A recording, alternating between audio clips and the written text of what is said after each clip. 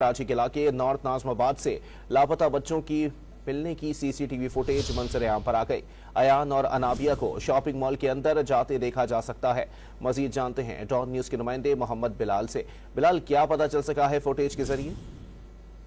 जी बिल्कुल, देखिए तफ्तीशी हुकाम की जानिब से मुख्तलिफ मकामात की सीसीटीवी फुटेज हासिल की गई है। एक फुटेज में देखा गया है कि अयान और अनाबिया को मशहूर शॉपिंग मॉल के अंदर देखा जा सकता है। दोनों को मॉल के अंदर एक कुर्सी पर बिठाया गया। दूसरी जगह पर समाजी रहनुमा फैजान और रेंजर्स टीम भी वहां पर पहुंची। टीम के हमरा बच्चों का वालिद राशिद भी मौजूद था।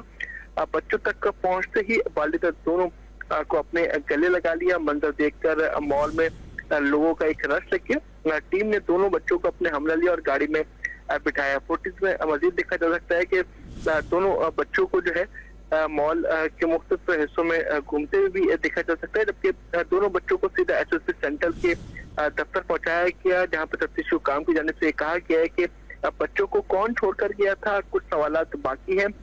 बच्चों को मॉल छोड़ने वाले के पास वालदा का नंबर कैसे आया?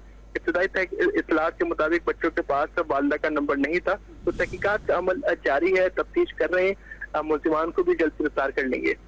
बहुत शुक्रिया मोहम्मद बिलाल अपडेट करने के लिए।